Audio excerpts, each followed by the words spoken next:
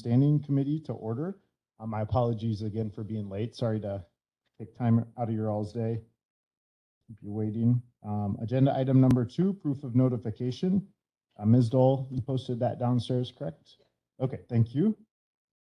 Agenda item number 3, agenda approval. Looking for a motion to approve. Okay. A motion by Frank, second by Cosgrove. All those in favor, please say aye. Opposed, say no. Okay, that motion carries. We have an agenda. Agenda item number 4, public comments. Is there anyone from the public who wishes to comment? Look like there's anyone today. Okay, agenda item number 5, approval of minutes. Looking for a motion to approve the minutes from our July meeting. I'll move to approve. Wait, Okay, motion by Gentis. come on. I'll move to approve. Is that on? It is on, yeah, I think so. I'll second. Second by Cosgrove. Any discussion on those? All those in favor say aye. Aye. Aye. Opposed, say no. Okay, that motion carries. Minutes are approved. Agenda item number 6, capital improvement program, and I'll hand it off to you, Mr. Langre. Open the document here. I'm sorry, 1 second, Mr. Chair.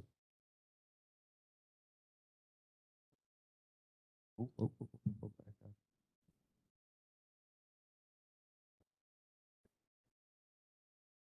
There we go. Okay. Here, share. Here we are. Okay, looking for a motion today to recommend the 2023 Capital Improvement Program Plan. Background on this item, as directed by the county strategic plan, the strategic planning committee, in collaboration with the county administrator, will develop a comprehensive capital facilities plan in 2022 that will include an inventory of existing capital facilities owned by the county, forecast on future needs of such capital facilities, the proposed locations and capacities of expanded or new capital facilities, the 6-year plan that will finance such capital facilities within projected funding capacities and clearly identify a source of public money in such purposes. A requirement to reassess the land use element is probably funding falls short, etc. So kind of the bottom line is that the attached plan that we're moving forward as our capital improvement plans addresses some of these items in what we're visualizing as a comprehensive plan, but we're not there yet on having kind of all these things checked off. We did have discussion points at the last meeting of putting these out to the supervisory committees to get their feedback on their concerns. We did have consideration brought back from the Education Standing Committee on requesting to have the reincorporation of the copper top roof project added on, which was entertained by Finance and Personnel and is currently stands in that plan.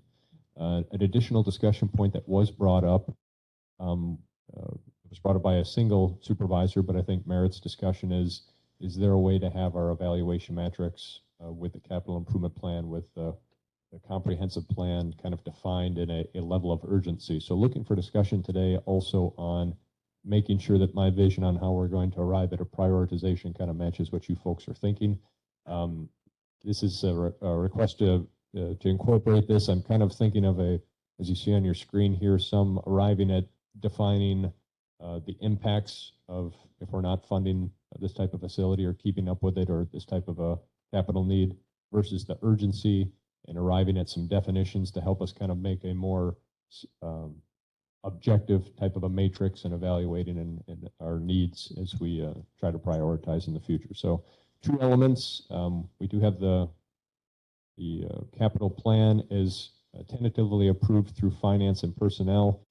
Captures roughly these amounts for these departments: about $500,000 in highway, $225,000 in sheriff, $5,000 in jail, $41,500 in courthouse maintenance, $77,200 in MIS. We have fair recycling, UW campus, Simons and Parks have been added back in. Now, granted, this is the ones that are going to impact our short-term borrowing.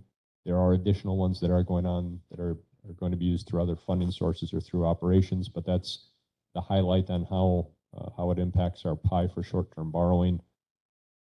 And then the other discussion piece then is the visualization of how we're going to start categorizing to help with our decision making. Mr. Chair.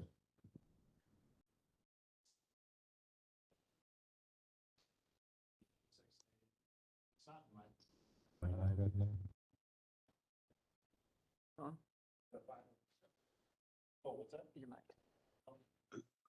I'm sorry, I can't hear the speaker. Yep, sorry about that. I forgot to turn my mic on. I was just asking if the group had seen the attachment for this one. It's 06A. And so I just emailed it to the 5 committee members who are here today. So if you open that up, so Clint sent me this and I sent these in and somehow that one got missed, but it might be on the website. I don't know about that, but I just forwarded it to you all so you could open it up and look at more detail. So I don't know if you want to say anything about that one. I'll pull that up here too, so we can. Should I have emailed it to you also? Mr. Chairman, Yeah, go ahead. I have a question for Mr. Langbrecht briefly in reference to capital planning. What is the thinking in terms of the vacated space in the courthouse when the ambulance program moves out? This is Administrator Langrick. We're currently working with Zoning Department and Land Conservation to co-occupy that space, beginning in potentially an October timeframe with anticipation of ambulance moving out in September. Is that in the capital plan? No, we don't have any capital expenses raising to a capital type level that we're anticipating on doing with that area prior to them occupying. Thank you, Mr. Langbrecht. You're welcome, Supervisor Seif. Okay, so yeah, feel free to go ahead if you want to say anything about this document Sure. too, because I think this is actually what we would be approving today is this 23-page document. Yes, and this is a summary. We've kind of cut out the remainder years. Again, I had departments focus on 5 years as this is kind of our first effort in trying to consolidate something like this.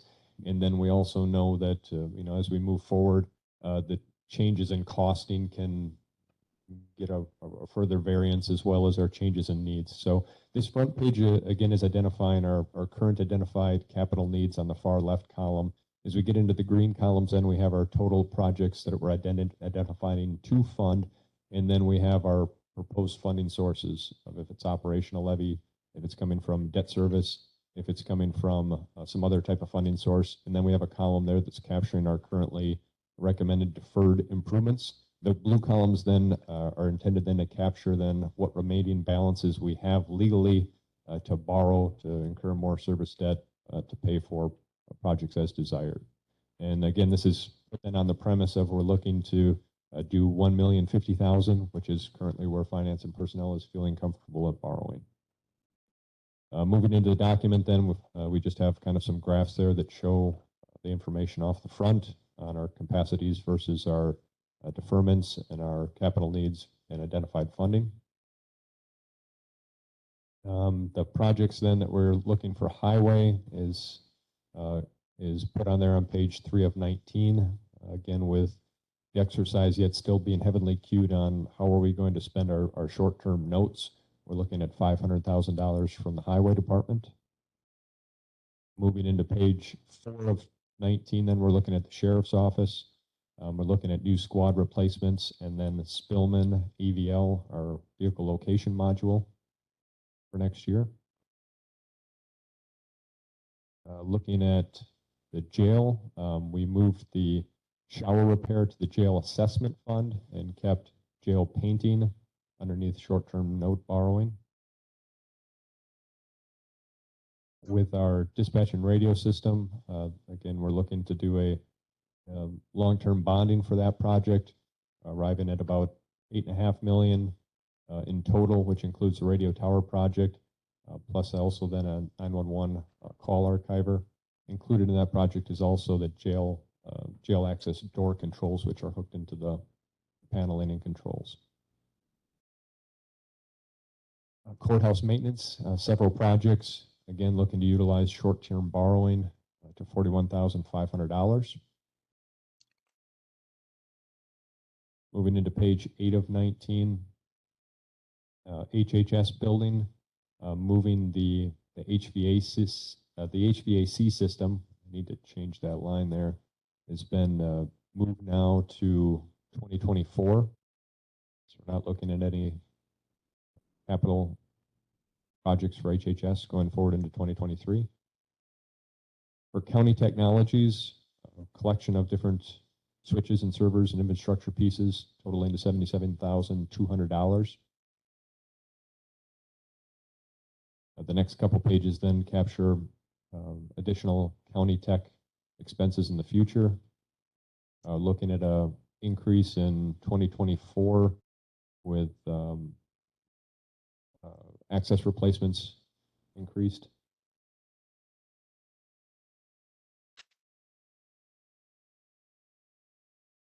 The next one here we have is, get down to page 13 of 19, emergency management. We did have identified needs of a vehicle replacement. Emergency management is going to be working with Highway to use one of their trucks and kind of use a couple years back to the Highway, and then they sell in a hand-me-down type of a program. Pages 14 of 19, ambulance expenses are there, but they plan on covering those expenses out of service fees. Pages 15 of 19, Pine Valley does have some expenses, but they plan on also covering those out of service fees.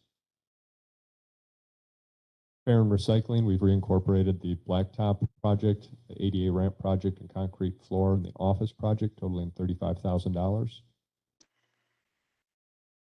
That'll go in the short-term borrowing. UW campus, we have copper top roof located in there at $100,000, and I have reached out to Russ. He's going to be back in the neighborhood in the next few weeks to try to get an assessment on what he thinks that dollar amount could be, and then also talking then about putting together an RFP for that project. Simon Center, we reincorporated the air handler and also sand filtration replacement, totaling $26,500. And that takes you to your final page 19 of 19. The parks projects remain on there at $20,000 out of short-term notes. And so again, looking to see if there is a motion today to recommend this to Finance and Personnel, who has taken action but has not finalized it. And then also discussion on if there's a different vision that you'd like to see for trying to prioritize those urgency versus impact pieces. Mr. Chair. Okay, what questions or thoughts do people have on this? Go ahead, Supervisor Gentis. Could you just pull up closer to your mic? Thanks. Total on the parks there, because it seems like it was more when I looked at this. The total for the parks project, it's on page of 19 of 60,000. The total projects for 2023 is 40,000. We're looking to put 20,000 on short-term notes, and then the other 20,000 is covered by Fed state grant or other funding sources. So we're going to talk about priorities later. I think you can talk about priorities now. That's okay. Well, I haven't been in the Viola Park, but I know this sounds funny, but the Pier Park is really a used park, and the toilets there are really, really bad. So I didn't know why the Park Commission wanted to do that one, Viola, before the Pier Park. It's just a minor thing. I don't want to get in a long conversation. Mr. Chairman. Yeah, do you have an answer? Yes, I think so. I was on the Parks Commission before, and if Mr. Severson isn't here, I presume I will be presumptuous and speak on his behalf. This well project in Viola has been postponed year after year after year, and we finally decided, I think by motion or resolution, to drill a well. And at the recommendation of the Parks Commission, after a lot of research and discussion, and that's where that comes from. It's absolutely a necessity. There's the toilet connected to the well. Is that are you connecting the two? No, I'm talking about the well in Viola. We're not talking about the well. That's not on our plan here. Well, what's the $40,000 for? It's $20,000 for toilet facilities at Viola Park. and $20,000 for a toilet facility at the rifle range. Oh, I'm sorry. And that's for 2023. Yeah, the well's already been funded. That project is in the works, is my understanding. I'm sorry. I just was wondering if washing hands and wells and toilets were connected somehow. Don. That's why I was letting you talk. My apologies to Ms. Gentis. I thought she was referring to the well because I know it's been put off time after time. Now, I didn't think, I could be wrong, but I didn't think Viola Park or the rifle range had a toilet facility, either one of them, and Pure Park does. I know it's in bad shape because I've been in there too. Well, they do. All it is an outdoor portable. So I'm assuming It is an outdoor portable. Pure Park is a permanent bathroom, but I'm assuming that the Parks Department and committee, they want to put permanent toilet facilities in and not porta potties. That's what's going on. So yeah, I'm assuming that might be the answer, Linda, but we could always check with Carrie or anyone else from the Parks Committee and ask those questions. Mr. Chairman, I certainly would agree with Linda that Rockbridge should be a priority Over Viola and in the rifle range. terms of toilet facilities. Okay. Any other comments or? Mr. Chair, Yep, go ahead. is this on? Yep. Okay. In our minutes from last meeting, we had said we were to take this plan back to our committees and then bring it back, but it has since gone to Finance and Personnel and there's been changes made, correct? So I don't know if that still applies. I mean, Finance and Personnel met after HHS met, so changes were already made so it's not like we're going to do anything different today as far as tweaking, correct? Well, we could if we wanted to. I mean, I didn't have anything. I was just Yeah. wondering because that had been on our previous minutes to do that, and I didn't know. Let me ask if anyone got any comments from any of their committees except education, because I know we talked about it there. Anyone get? I mean, at HHS at that time, the HVAC system was still on was it being deferred or? No, it was on. It was on. For And 23. so we did talk about that it has had, they've been making various replacements to parts of it, but it needs like a whole overhaul and it's all way past its time of life that it should have already had. So it could fail at more parts could fail, I guess, essentially. So I contacted Tricia Clements because during the HHS orientation, I asked about the HVAC system and there was some questioning about, well, how did the 150,000 number come up? And there wasn't a lot of, doesn't sound like there was an HVAC professional who had come to give an estimate and not like and I don't mean necessarily hiring a contractor, not even a maintenance person, it was kind of, and because Tracy Thorson took another job, there was maybe the communication wasn't, I'm not sure if there's missing communication there. So I asked Ms. Clements if she'd be willing to meet with Supervisor McGuire, because I learned at the Education Committee that he built the HVAC system at the campus way back when. And so he said he'd be willing to meet with her and she wanted to meet with him also so that they could go through and identify what the problems were. She said the fear was that the HVAC system would break. That's what's going on right now. And so Dan McGuire said he would meet with her. So they've got something getting set up this month to really look through what the problems are. And then he said they can come up with estimates and then get it put in for the next year. That was the thinking. Yeah, that would be great. I know they said they had a hard time getting anybody, like a professional even in to take a look at it without spending quite a bit of money on that because it's a big job to even look at it was kind of the issue. Yeah, I think part of the fear is 150 wasn't going to be enough too. Yeah. And so why don't we get a better sense of what's going on and then, okay. And who knows, maybe there will be an emergency that comes up and we'll have to deal with that. But the other issue was we had all these small departments that we have not let go and there's a lot of debate on. And so at the Finance Committee, I asked the committee if they'd be to swap. Okay. Move the you. HVAC system. That makes sense. Back. Yeah. So I have a couple of questions. The first one is, if some of these expenses don't occur or are found other sources for, does that just change our bottom line number for the borrowing? Or is that kind of a timing issue as to when those projects may have other funding? The borrowing, we'd move forward with an authorization and then an actual purchasing of the notes. Funds would be put into Fund 92 for capital projects, much like we're doing right now. Visualizing that like we've done with previous Fund 75s and 92s, it'll be accompanied with a policy on these are the expenditures and the thresholds, and departments can make purchases up to these amounts for these projects without having to come back with resolutions. If there's a change or reappropriation of the funds for those other purposes, then they're coming to finance and personnel to ask for amendment to that policy. Does that language have to be specified for the bonding? I'm looking at a couple of these, just for example, the 911 recorder.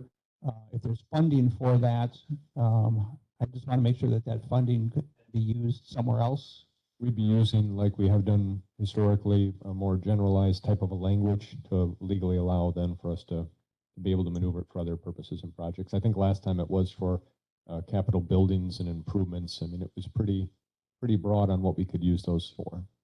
Okay, thank you. Thank you. Okay, let's see. I had just a couple. So on page 7 of 19, that's the courthouse one. At the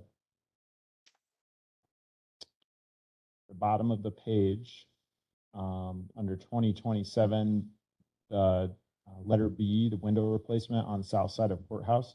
So should that be changed now because of what the finance committee did last meeting when you asked that be moved into Fund 75? It will be changed. Before I change it on here, I was going to wait until we finalize with the actual vendor on what we think that is going to be accomplished to see kind of what's left, and then have an idea of what that number needs to change, like to address the remainder of it in 2027. Got it. Okay. That is a good observation, Mr. Chair. Okay, so that's just, it's kind of a minor thing, but that will be moving, it sounds like, based on some extra money that's in Fund 75 that's not being expended on the dams in the Land Conservation Department. And then on page 8, the HVAC system, I think letter A under 2023, the words just need to be moved down to 2024, letter A. Yes, it does. Thank you. Okay, and again, a minor thing. And then for the highway department, I did get a chance to talk with Josh Elder and Steve Williamson, the chair of the Public Safety Committee, a couple of days ago. And I thought the highway commissioner mentioned something about some doors, some garage doors. I know that, so the salt sand shed is being built right now, and there's some talk about having an open house. Maybe the idea was getting thrown out either with the public or with the county board. Anyway, we were going by some things, and he said something about garage doors. And I just wonder if, I think he was talking about using the 500 grand. And so I wonder if that should be more spelled out. And then I'm wondering if the road projects, we should just start putting in there. I know that Josh has a list of road projects. You know, there are like 4 or 5 of them. I'm wondering if we should just start putting them in here so that we can get more information out about what highways they're doing, because it's such a big ticket item. And I know it might change and some might fall off because, say, oil prices go up or they go down, they might be able to add one in, but it might just be nice to add a few words about those. So again, minor stuff. Okay, so I think we are, we're looking for a motion to approve. It says recommend. Are you saying recommend to the finance committee, or are you saying just, because I know in the strategic plan, what's it say here? We're supposed to develop this plan. Yes, and I know that we're probably not yet at what the level of vision is for having a truly comprehensive type of a plan and laying out all the like the informations that you'd see it from, like our property insurance, where we have the buildings all laid out, and this is what the value is, and these are the existing maintenance issues, and getting to that level yet, but looking for your recommendation to finance and personnel to help solidify from their end that that you folks are on the same page. I think we're looking for a motion basically to concur with the finance committee about the 2023 capital improvement program, probably with the changes that we talked about today, the relatively minor changes. Now, Mr. Chair. Linda, do we want to wait to do this until we're able to talk to the Parks Committee and get some explanation on that one? Might be good to be on this. I think that's fair to the Parks Committee, don't you? I mean, even though I have a feeling, but I'd like the committee, I think, should make that. You'd like to defer to the Parks Committee to make that decision? Well, I'd is like what to you're saying? say that we'd rather the other way around, but I don't want to judge what they're doing. I mean, I do judge what they're doing, but I don't want to overjudge. what they're Okay, doing. yeah, go ahead, Supervisor Glassburner. Oh, I was just wondering if Mr. Langrick had that matrix for the priority assessment. Did you want feedback on that? I mean, I think it looks great. Yes, if you had any thoughts on how to, again, to try to arrive at, this is very basic and broad stroke, but I'm trying to visualize on trying to capture a urgency on how, the state of condition that needs to be prepared, but, the kind of trying to put something in balance on what are our impact priorities, with the services that we want to deliver, or how much flow we have through a building, or all those types of considerations. We still have to, of course, try to define that. Okay, how are you defining an urgency, low, medium, and high, and how are you defining a lower or medium high impact? But again, just looking for your initial thoughts, if it should just be more simple of just, no, it should be high or medium low, or it should kind of feed into our other things of, well, this is supporting a mandated services versus a non-mandated service, or other elements like that. And we don't probably need an answer on it today, because I don't intend on incorporating this prior to any further finance or personnel or county board action and approving a 2023 plan, but as we move forward. May I ask, when you're saying impact, what is the criteria for that? I don't have it defined yet, but again, Okay. I'm visualizing of something of, when I'm thinking of urgency, I'm thinking of, the roof is leaking. Right. It's very kind of dilapidated. We're any type of a day away from system failures kind of a thing. And then when I'm thinking impact, I'm thinking of, well, is this a priority type service? Is it a building that's lesser used and it's not housing quite as expensive infrastructure, or we don't have customer clientele going through it? Something to try to capture that other element of it. And would you put these colors into the 19-page document? Is that what is that your vision, to eventually color code the projects? Like having, yes, another column that goes along with it and then has a priority to it. And then if we get to a comprehensive level, then having like a one-pager also packet supporting it, of kind of showing each project and what the point premise of it is. A little more description. Yes. Yep. And so are you envisioning department heads would basically categorize things by urgency and impact? Or would you all do that?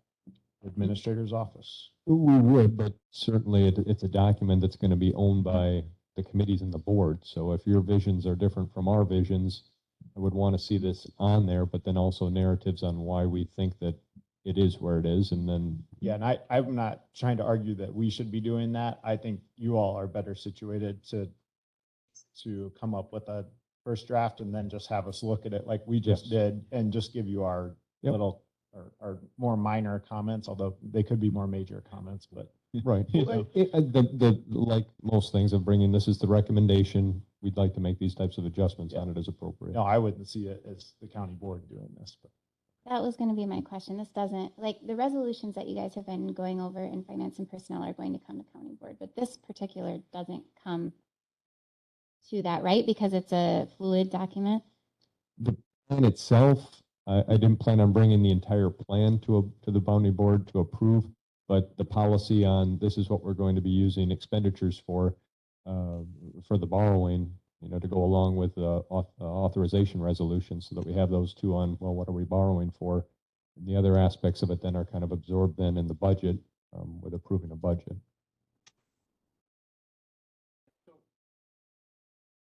Switch all the way on. So this was asked to be brought to the different committees. From the public safety committee side, we met prior to the rules meeting, and then we will now meet after the rules meeting this month. So that has not come up in the public safety meeting. I know that some of the agencies, for example, the Sheriff's Department has brought some comments and to Administrator Langrick. So that has not been brought to their complete attention yet. I think there's been ample opportunity, but I know that should be discussed with them if they want more information.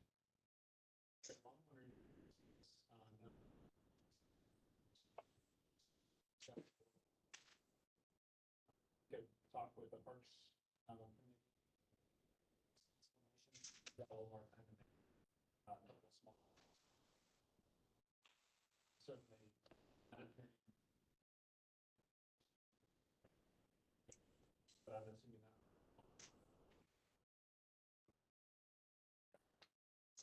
Their goal is to try to incorporate as we move forward into 2024 planning.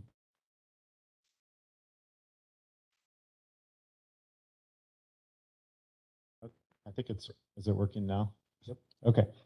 So Mr. Seep, my microphone died. We're just going to wait another month to approve this, give it a little more time to the standing committees to discuss.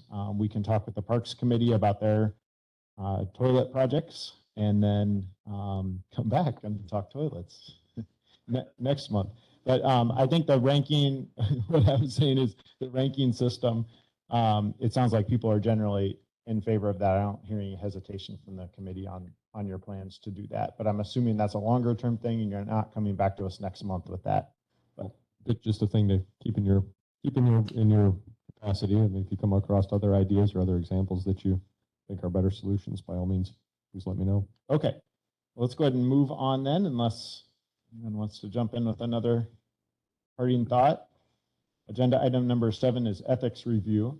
And let's see, Supervisor Cosgrove will totally know what we're talking about here because we spent a lot of time last term. Not that you would remember all this because I didn't remember all of it.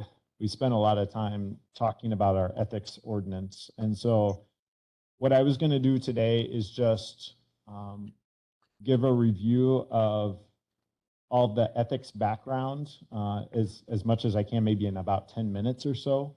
And then I think we'll just go around the room and just get questions or thoughts.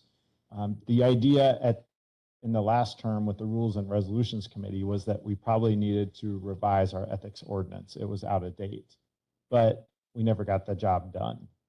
And so we really need to restart it now because we have a new committee with 9 people, and Chad and I are the only 2 from the previous committee. So that's why I thought we'd just start with a review and then get some initial thoughts. And then I think maybe over perhaps like a 3-month process, I'm hoping we can actually come up with a new ordinance and forward that on to the county board for their consideration. So there's several attachments here. The attachment A is the, so it'd be 07A. This is the actual ordinance that this committee is in charge of enforcing. It only applies to employees, and this was written back in 2006, so things were different back then. So that at the time included county board supervisors, other elected county officials, and you could also include appointed ones that say the county board or the governor appointed, but they will be elected when they come up for re-election if they win. The county highway commissioner and corporation counsel. So those positions were exempted. And then the main issue that is addressed in our ethics ordinance is under letter 3, A, B, C, and D. You can't use your position to get any preferential advantages. You can't have a financial or personal interest which is in conflict with your job at the county. You cannot disclose confidential information about the county to promote a private financial interest, and you can't accept any substantial gift from a person who has business dealings with the county. So again, that doesn't include county board members and those other positions I listed. This is for employees.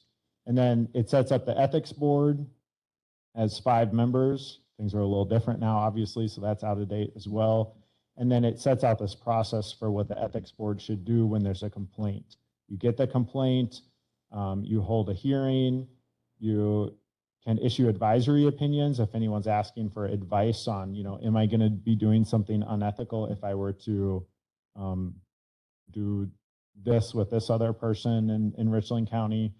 And then they set out penalties and they set out what the complaint should actually look like. So that's under 8A, B, C, and so on. This ordinance was amended twice. They amended it in 07, and they defined a substantial gifts as $100 or more. And then originally, people could make anonymous complaints, and they changed that in 07. So now the way the current ordinance is written, the person filing the complaint has to say their name. And then there was another amendment in 2010, which was very minor, just having to do with the name of the ethics board. That's our current ordinance. And then if we go to 7B, so it doesn't mean that those exempted positions don't have to follow any ethics. And that's because state statute kind of trumps. Yeah, this is state statute. That trumps our local ordinance. And so I highlighted in yellow, what's that? Yeah, there's a lot here. And I don't expect everyone will have read this, and I'm not going to read through it all, obviously, in front of everyone. But I just want to hit a couple of high points. It's important that we know what immediate family means. That's on the second page. Immediate family means an individual's spouse and an individual's relative by marriage, lineal descent, or adoption who receives more than 1/2 of their support from the individual in question, because that'll come up later here. So it's kind of like if you have a dependent on your IRS form, that's what we're talking about by immediate family. So if you scroll further down, there's oh yeah, go ahead. So if my spouse worked full-time at Pine Valley or HHS, and we're talking about salaries, do they have to exempt themselves?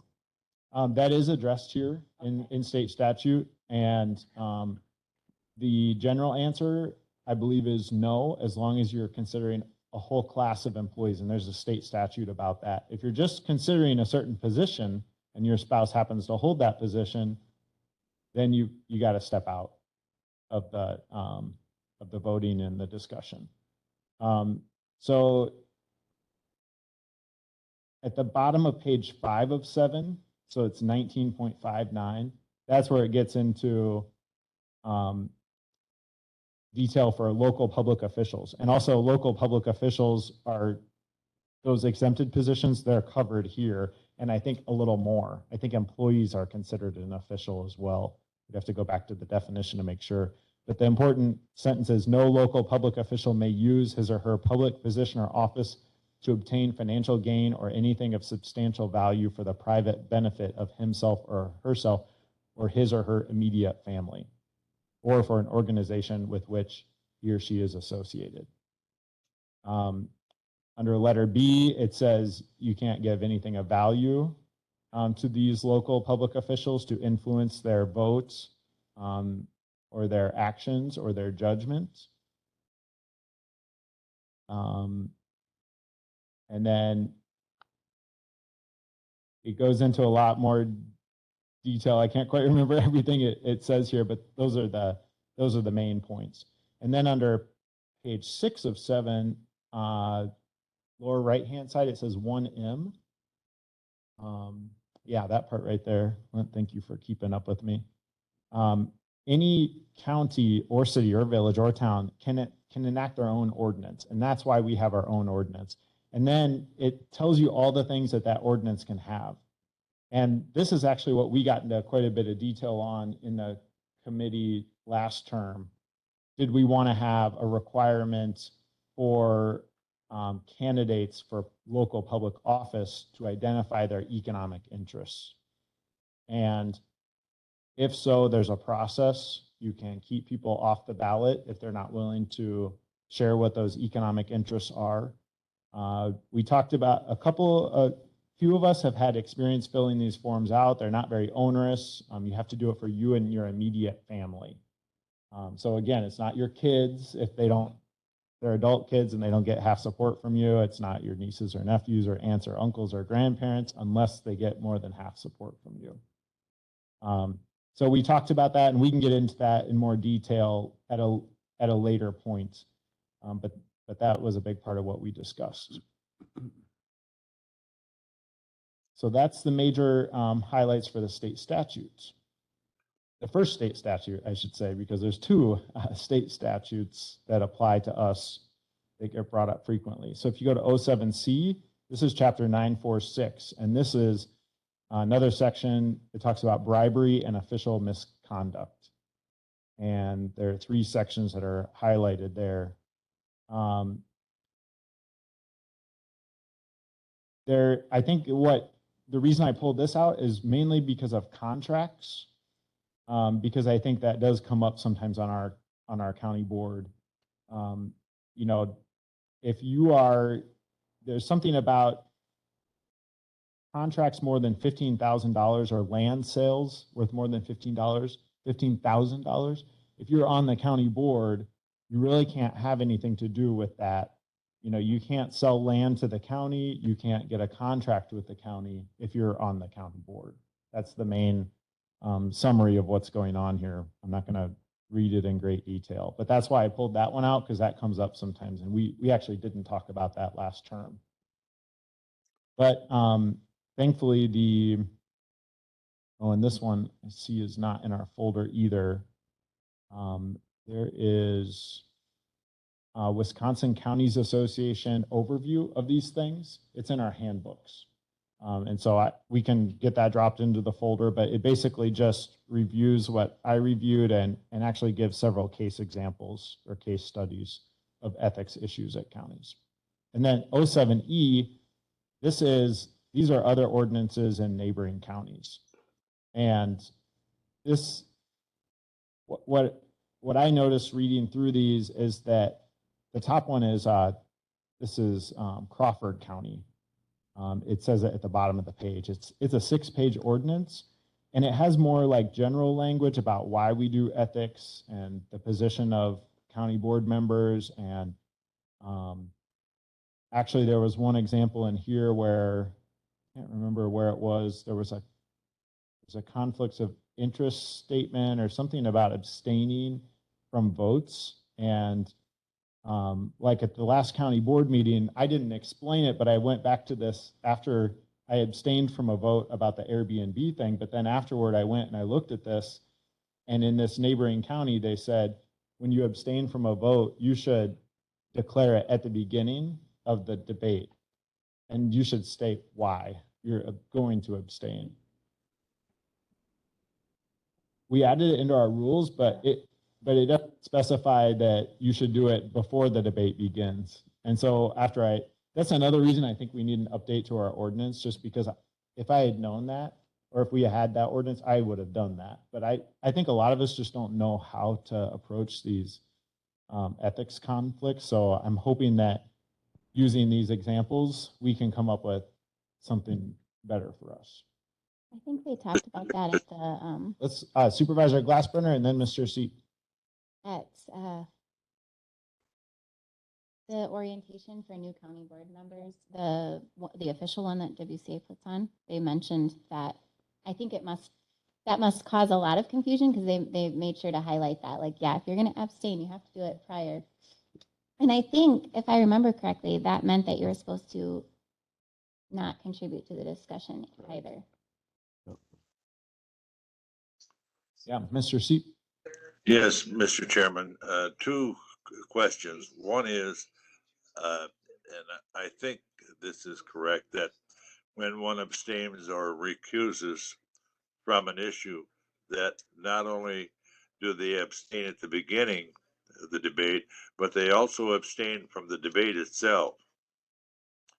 I think that's just been a conventional tradition, but I think it's a very good point.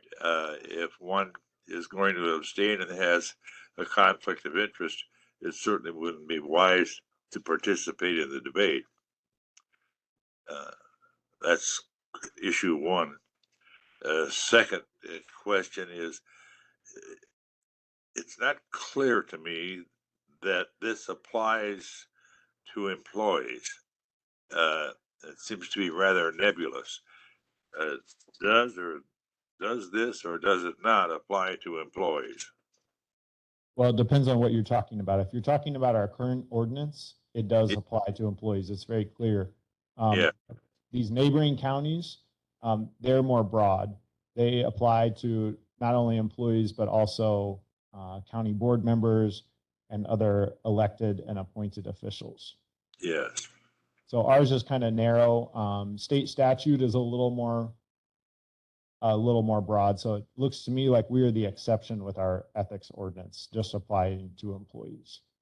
So as a county, we can create our own ordinance and be more specific in terms of applying it to employees. Is that correct? Yes. Well, I think the better way to say it would be it would apply to employees and to county board members. Because right now it just applies to employees. Thank you. Okay, yeah, other thoughts let's just go around and see what thoughts or questions people have. So maybe we'll start with you, Supervisor Frank, and others who haven't talked, and then we'll go back to the two of you. And I think we're kind of looking for a little guidance, but you can do that in the form of questions, however you want, but we got to figure out how to bring something back and craft something as a committee here. So go ahead, Mr. Frank. Thank you. So a couple of my questions are in looking at the ordinance. This ordinance is in effect now. Are we following this with the 5 members that it talks about? I'm just wondering if we are actually in compliance of our own ordinance at this point is my first question. I don't think we are. That would be one thing we'd need to put into an amendment to our ordinance. Right. So that's my first concern.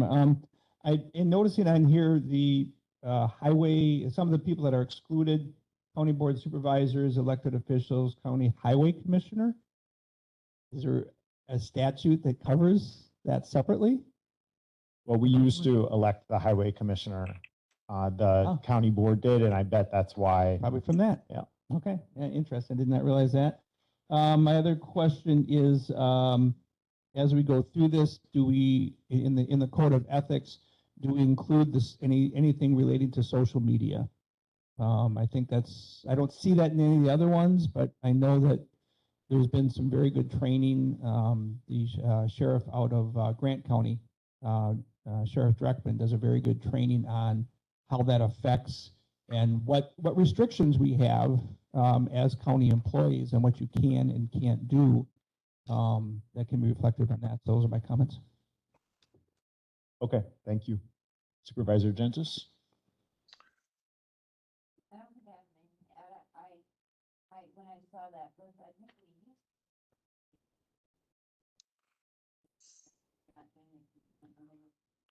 Can't hear you. I didn't have it on, I'm sorry. We did have the committee for ethics, so we need to, I don't know if we need to do that now, or they would come to this committee, or how. But I don't have any, I read some of these things. I think we just go through and get it refined. I'm very glad to hear about the social media. And just to answer that question that you had on who do people go to in the meantime if there's an ethics issue that arises. So that's in our committee structure document. And if you go to the roles of this committee here, the Rules and Strategic Planning Committee, it says, and I'll just read it here so we're all on the same page. We're not in an area where nothing can happen. We can still act. So it says that the Rules and Strategic Planning Standing Committee acts as the Rules and Resolutions Committee and Ethics Board as follows. And then it says under there, point number 5, administer and enforce the code of ethics set forth in ordinance number 06-28 as that ordinance has been or may be amended. So now it's a 9-person committee, but we should probably sort that out in the ordinance. And I wonder if we maybe don't put the number of people in the ordinance, because then every time the committee changes, then you have to amend the ordinance, so it's kind of. Okay, Mr. Cosgrove. My comment was going to be what Bob brought up about the social media, which I think we brought up in the previous session. I think it was briefly touched on that should be added. So that was my comment. Okay, we'll definitely deal with that. Yeah. That's a good one. Yep, Supervisor Mr. Glassbrenner? Mr. Chairman, Yeah, we'll go ahead, Mr. Seat, and then we'll go to. what is the issue with social media that needs to be addressed?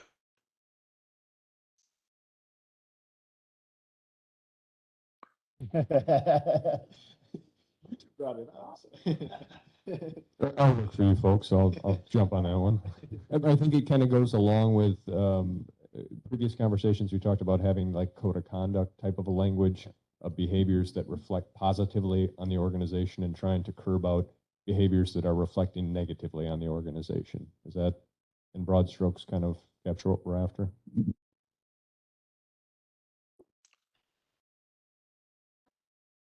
That note, I guess my question would be, then in that sense, then we're kind of veering away from what the statute, because as we know, statute has not caught up to current technology and internet, so it doesn't address anything like that specifically. So I didn't read through that whole Crawford County plan that you put in there. I don't know if they addressed that at all, but I guess my question would be, how closely are we wanting to stick to the statute language? Are we okay with adding in our own, it'd be essentially our own code of ethics then for that portion, which I'm not saying I have a problem with that. It's just something to consider.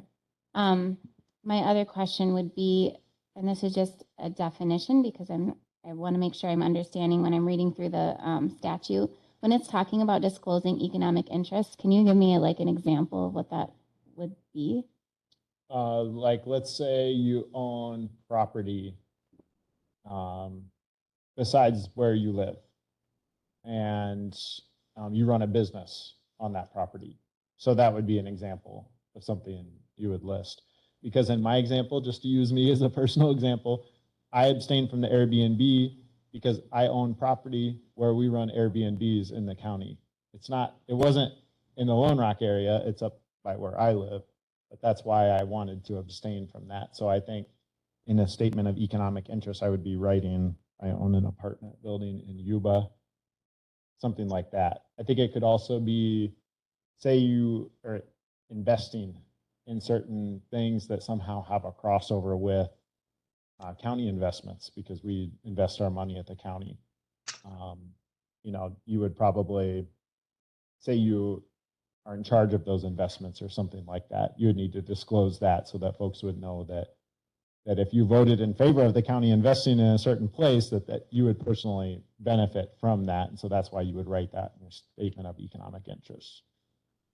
Just a couple examples, but there would be a form that would give direction to people running for office or already in office for how to fill that out. And I filled it out one time and it didn't take me too long. I'm not that wealthy, but I don't think it would even take a wealthier person that long to fill out. So. And then that's a good question about statute and what it allows us to do with social media. My guess is that it allows us to regulate employee behavior, but we need to look into that. It might not limit our ability to, it might not say you just can regulate their ability, their communication in newspapers.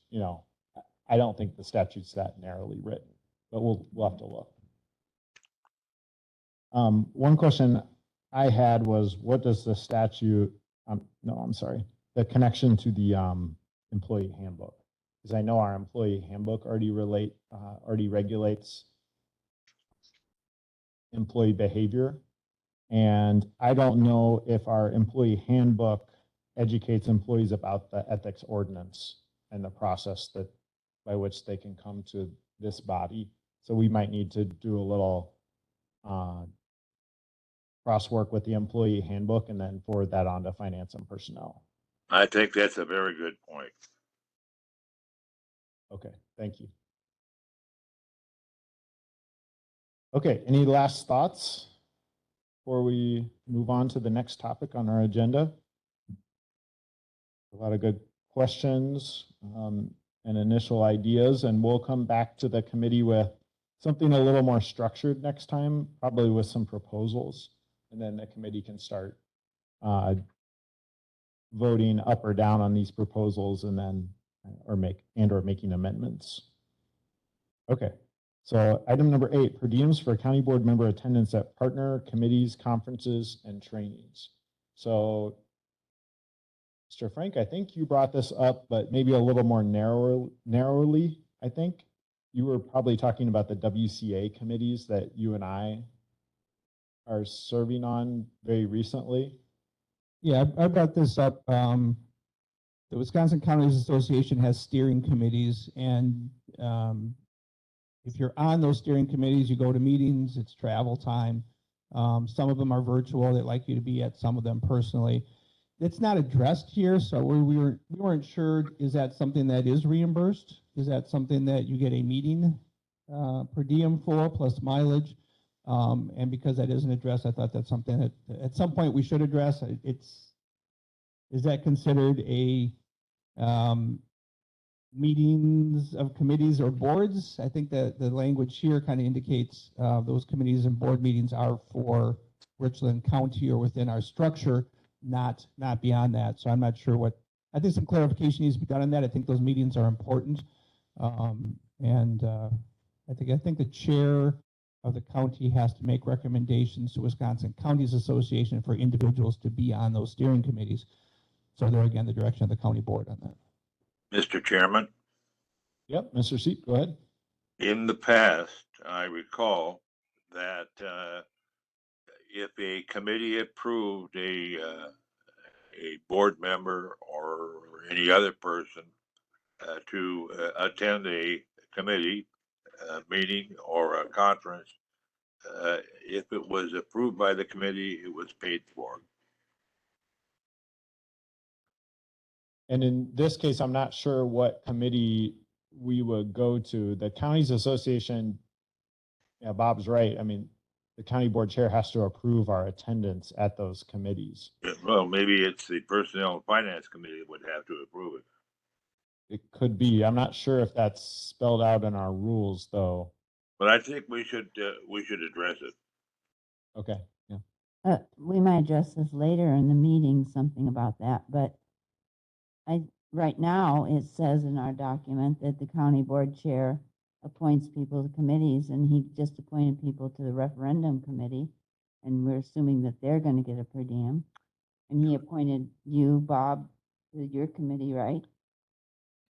And you to yours, so Yes. I think that follows through, that you would get, I assume mileage, but I definitely get a per diem. Because you're appointed, and we have other committees. I know, didn't it go through the county board that he approved, they nominated you? No, it didn't go through the county board so these are committees of the Wisconsin Counties Association. So like, Yeah. I think I'm on the executive committee, you're But on you the were public appointed safety. by the chair, I was right? appointed by the county board chair, but it never went through county board. Okay. Melissa Luck She's on land. she's on land and water, Yeah. but she's also on a Wisconsin Counties Association one related to natural resources, kind of like me and Bob. So She's going to be on one for the, what did you just say? Internet, you know what I mean? oh, land and water or Social media. No, social, I just, normal word. I mean, no, where we get internet everywhere. What do you call that? Broadband. Oh, broadband. Appointed her to that. Gotcha. So Okay. maybe all those should just go through the county board, anything he appoints should go through the county board. I don't know, we're gonna talk about committees later, so maybe we can address that then. That might be one way to address this, if the county board chair appoints you to a committee, Outside the not county. outside of the county. Yeah, Yeah. that's what disconnect. Yeah. These aren't county committees. Yeah, so we Right. could put that on, that it should go through county board, then you get your per diem. Mr. Chairman, Good timing. We just had Chair Brewer walk in. Mr. Chairman, Yep, go ahead. I feel very strongly that a county board member or an employee for that matter, if the county appoints them or authorizes them to go to a meeting or a training conference or whatever, that they should be paid per diem as well as mileage. May be wrong about that, because if it's an employee, they generally have their salary paid while they're at that meeting, and whether they would be paid per diem in addition, I guess not. But they should be paid for mileage. And then the other examples that listed here, like the WCA trainings. So whether they're in town or out of town, and then the WCA conference. If you go down to the bottom of Rule 15, under letter D, it says that, and this is on the cover sheet on page 2, it says reimbursements to supervisors for going to multi-day conferences or conventions held outside of the county. It shall be limited to 2, but you can get registration fees reimbursed, mileage, per diems, meals and lodging. But it says per diems, but do you use the county board meeting per diem of $40 a day, or do you use a committee per diem of $30 a day? That's very unclear. Well, that has to be clear. Yes. Yeah, and it also says multi-day conferences or conventions. What we're talking about in the steering committees are usually 4 to 6 hours, depending upon what we're dealing with at the time. So it's not multi-day, unless you're counting that we're going to be doing it 3 times a year. That's multiple days. It's kind of vague that way. So I think the question is, is there support from the committee to develop some language around this to clarify it? I think that's kind of the main reason this is on the agenda. Is there any hesitation about this, or what things would we need to make really clear? Mr. Chairman? Yep. My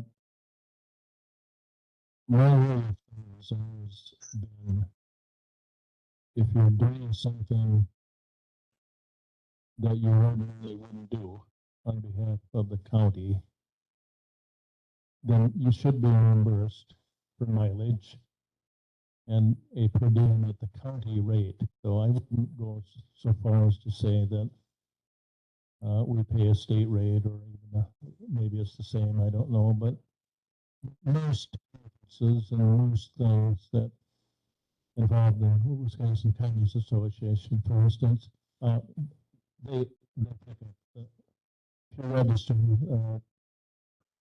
I think it's included for the fall conference.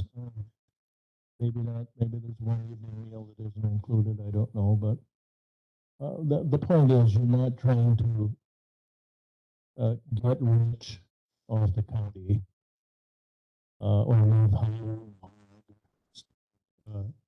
You're simply trying to make yourself whole again. Now, it can be argued that, well, you'd eat anyway those 3 days. Well, that's true. And maybe you'd eat peanut butter sandwiches, I don't know, rather than sharing a meal with fellow county employees from other counties. So, I go to a lot of meetings, but I don't put in. If it's counties association, yes. But for instance, Clinton went to a meeting in Bridgeville, and I don't intend to be reimbursed for that or a per diem, but I will put in the mileage down and back. And that's my 2 cents worth. I think the whole thing is to do something for the county that you wouldn't otherwise do. And we're sending people on the steering committees for the Wisconsin Counties Association, and I have no problem with reimbursing mileage, paying the county rate for per diem. That's the way it should be. And the mileages and per diems for conferences and conventions, that's pretty well spelled out. I'm sorry, the mileage, the meals and the lodging and the registration fees. That's all spelled out that the county will reimburse supervisors for that. The per diem amount which is, I looked up the definition, it means for each day used in a financial context. So per diem is not the mileage, it's not the meals, or the lodging, it's the, we're being paid $30 to come to this meeting today. It's that, do we want, That's true. it's not spelled out, if you're at the counties association conference for 8 hours, what's the per diem for that? So we can bring back a proposal and we can discuss it at another meeting. I think this was just initially meant just to get the conversation started and see what all the complications were, because our rule is not clear right now. Okay, so we'll just bring that one back. There's no action needed on that one, and thanks for parsing some of that out with us. So agenda item number 9, comprehensive plan review. So we have the pleasure of having Supervisor Glassbrenner give us a little overview of this one. She agreed. She agreed to take a look at this. I just called her yesterday morning, 2 mornings ago. I can't remember.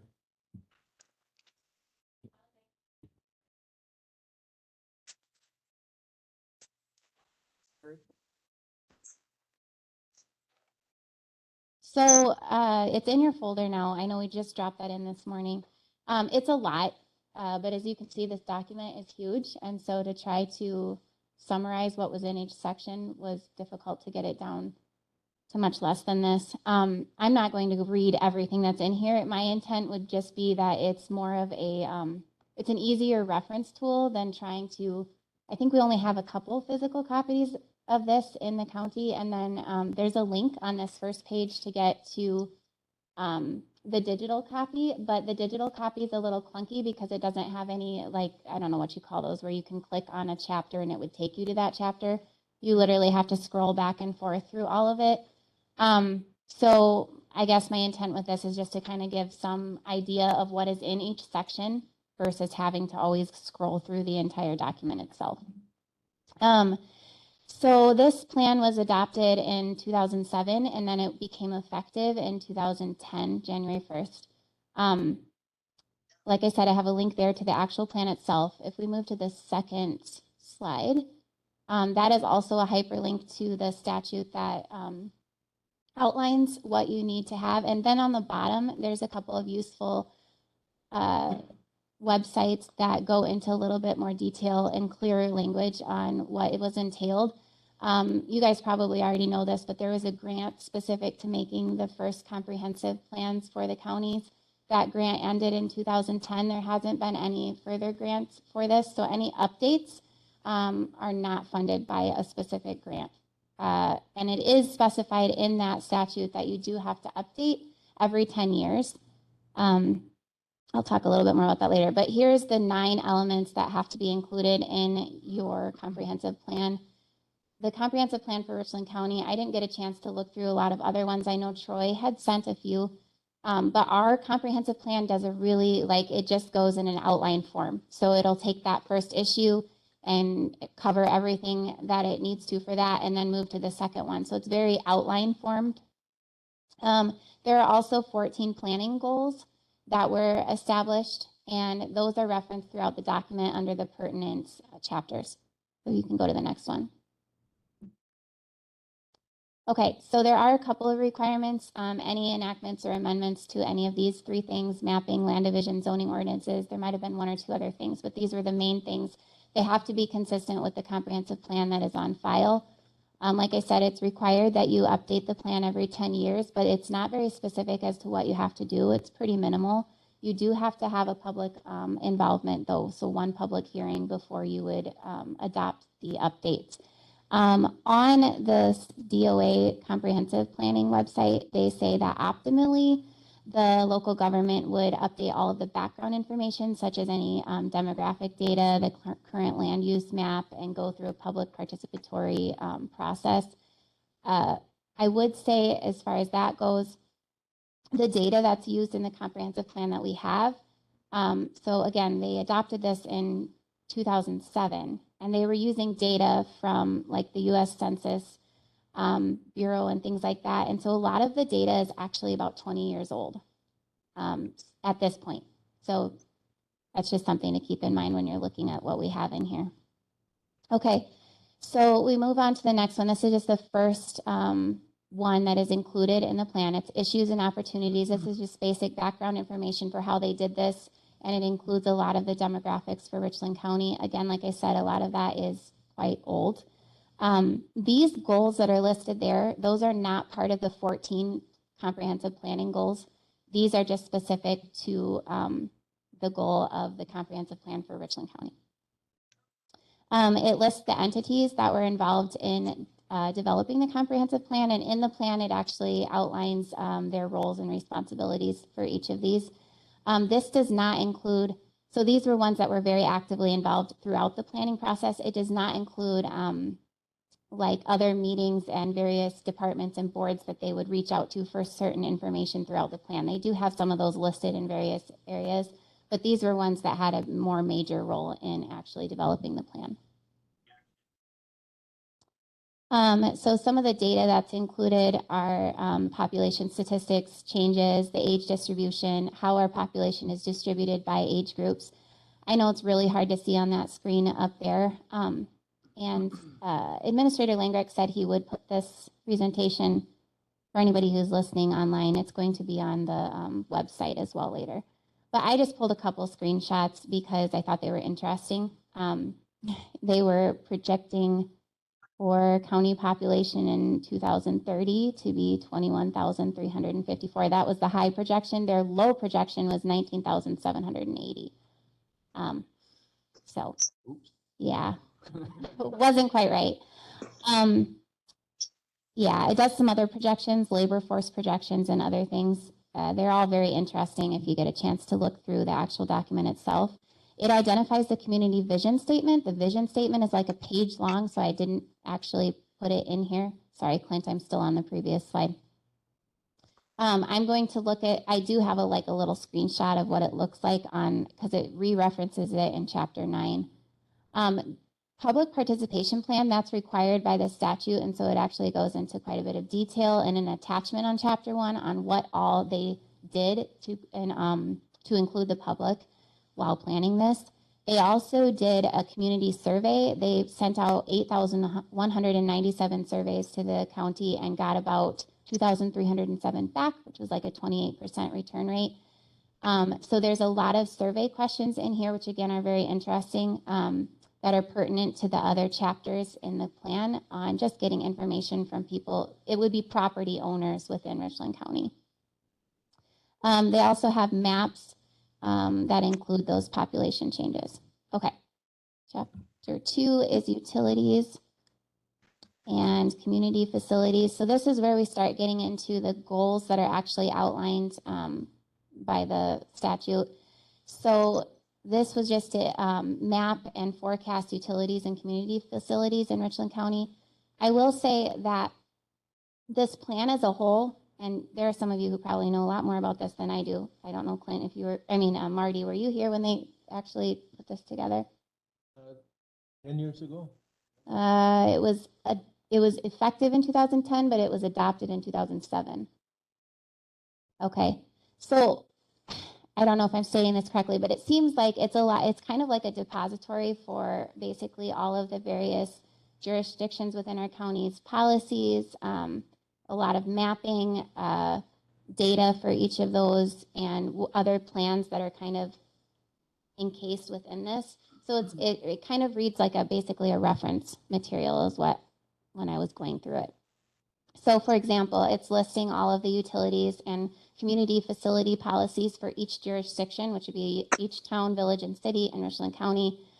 Describes and lists like sanitary sewer services, all of those things listed there, landfills, water supply, and then the facilities. So it has, for example, healthcare facilities. It lists not only what are in Richland County, but what also serves Richland County. It did include under education, it had some school enrollment projections. That was also kind of interesting, knowing what we know now.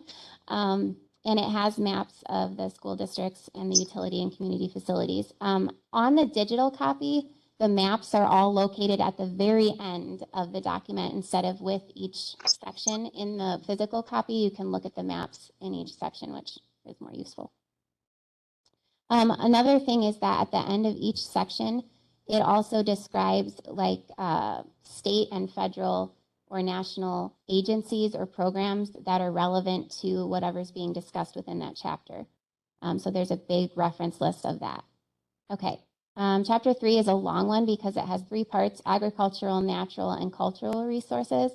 Again, it's compiling all of the policies for each jurisdiction and talking about how to promote the effective management of all those resources. So for agricultural resources, I apologize.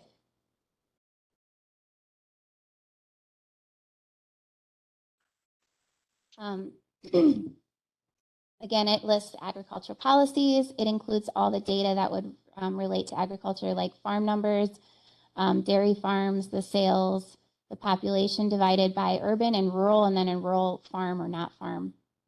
And includes soils maps and a description of like what are some threats to agriculture. It also had some projections for what it thought farming was going to look like in 20 years, because this is a 20-year plan. And that I thought was fairly spot on. I mean, it was saying that you're going to see larger farms like what we do see, and then more like they didn't use the word hobby farm. I think they said niche farm instead of what they had at the time. So I just pulled out a couple of the trends there. In 1987, for example, if you look down at the milk cows, there was like there were 650 farms, and then in 2002 it had already dropped to 249, and we know it's dropped even further since then.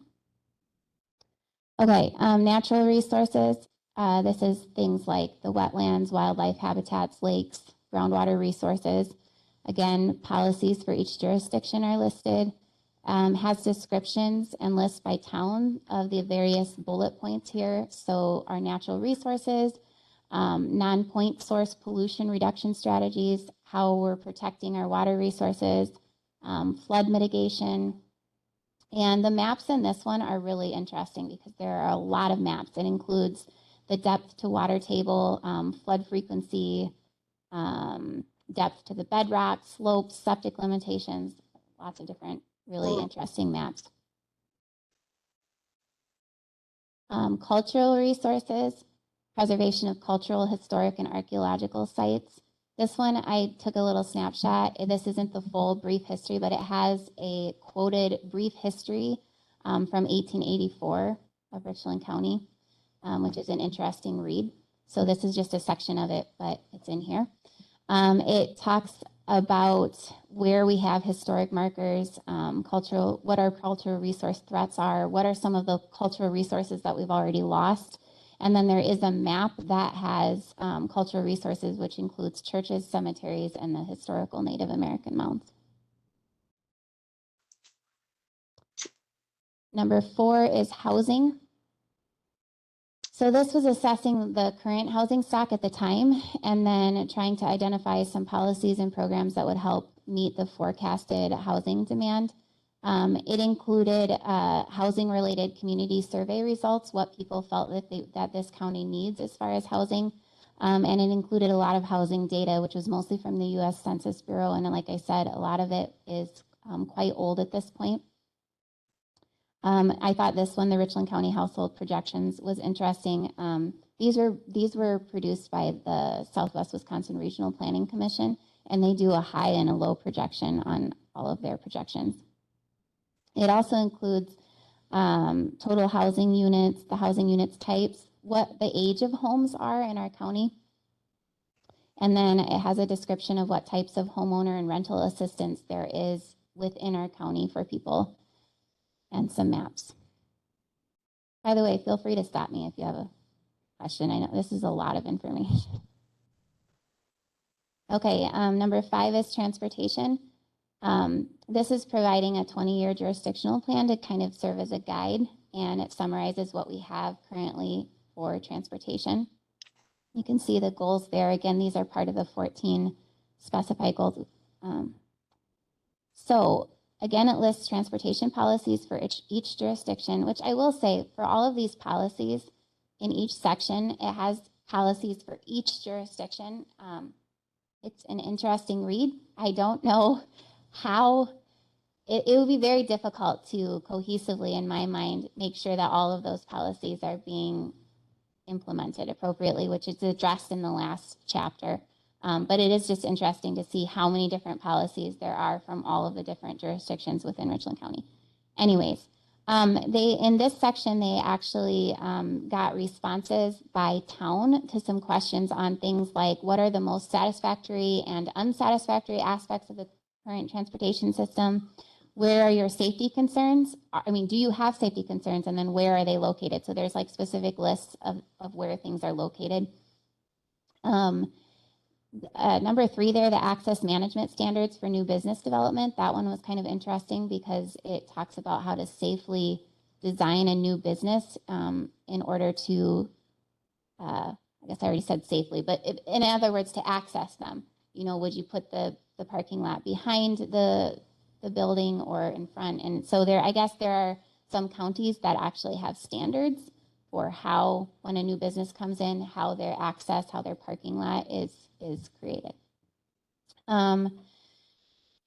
It does talk a little bit about some capital improvement programs and the transportation funding that's out there, whether that's through the state and how much match the local has to do. On the next slide about transportation, it has some data from the U.S. Census Department of Workforce Development and what the impacts on transportation would be. It has a lot of graphs on like commuting patterns, some maps on the traffic, daily traffic, some traffic counts, what state funding there is for maintenance and improvement. So I just pulled up this one that had at that time the annual average daily traffic. You can see US Highway 14 south of ST at the top there, Highway 58.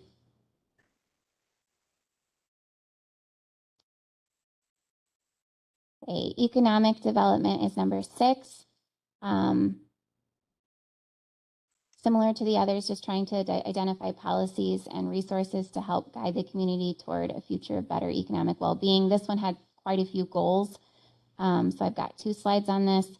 It again lists the economic development policies that are already in place for each jurisdiction.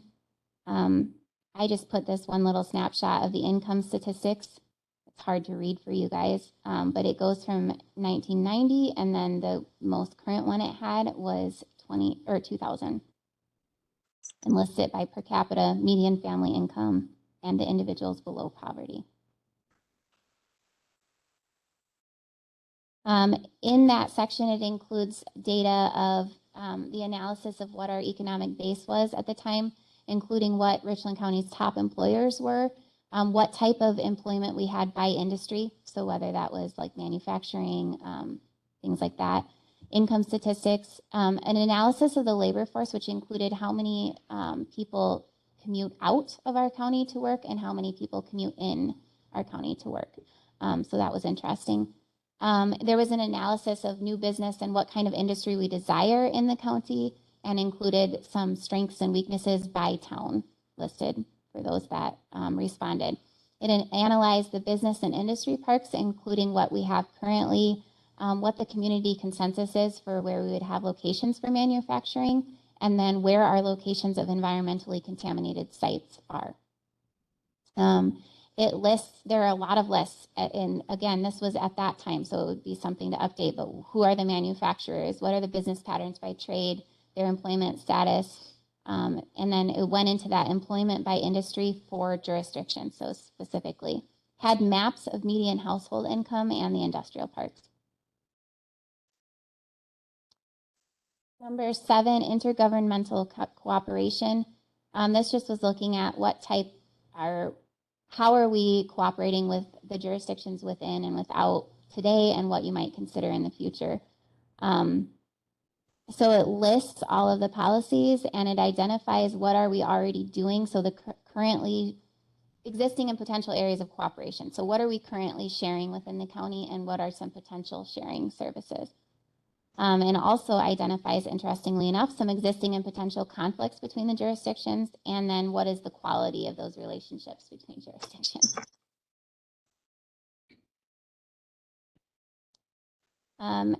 Number 8, this was probably one of the largest section, and It's analyzing how the land in our county is being used, what constraints we have on further development, what our future land use needs might be at the time based on what they could forecast, and then developing some policies to guide that. The goals, I didn't list them out because it actually included all 14 because it was like we're compiling everything from the previous chapters. It did list all the land use policies. It divided it out by section. So what did we have for existing land use? So it graphs Richland County land use by the major classifications. So those would include like residential, agriculture, ag forest, forest. It describes what each of those mean. It reports based on town response, what is desirable and undesirable land use.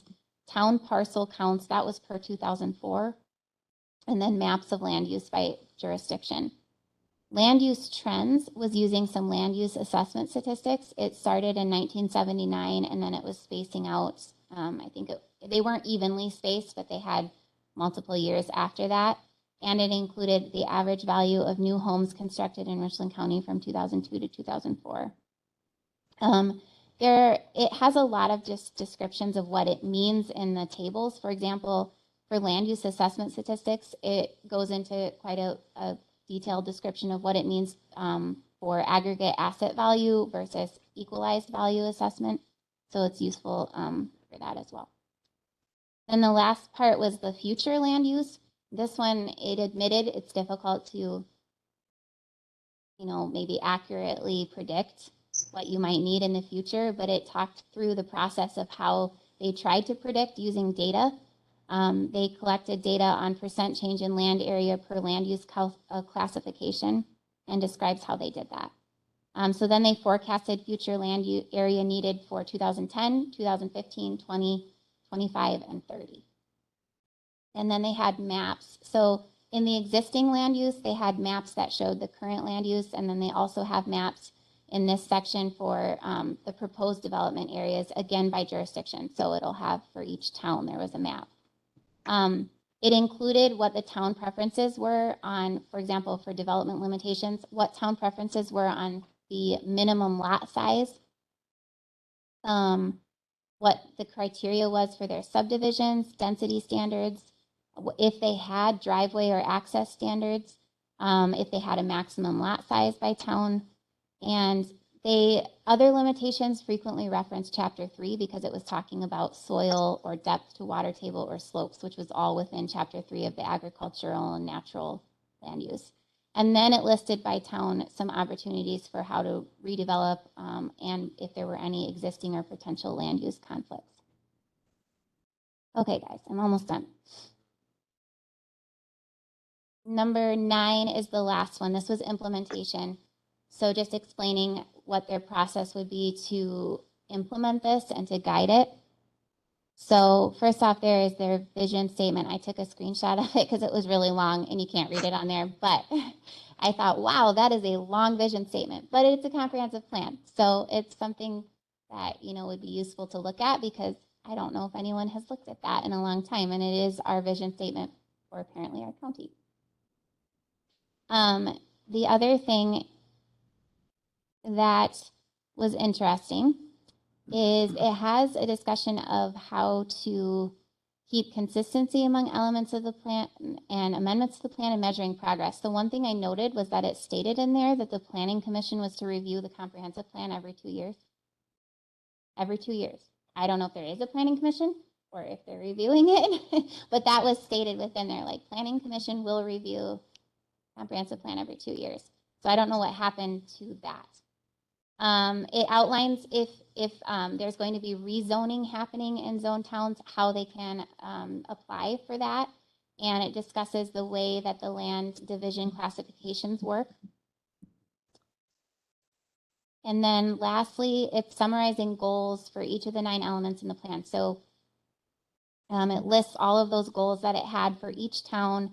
It kind of summarizes what we need to do in order to enforce it. And so this screenshot that I have here was kind of interesting because what happened here was the zoning administrator sat down, had a meeting with town representatives, and they discussed what might be some issues in actually implementing their policies that they have on their books. So in other words, it's overall the county's job to make sure that those are enforced. What are some of the issues?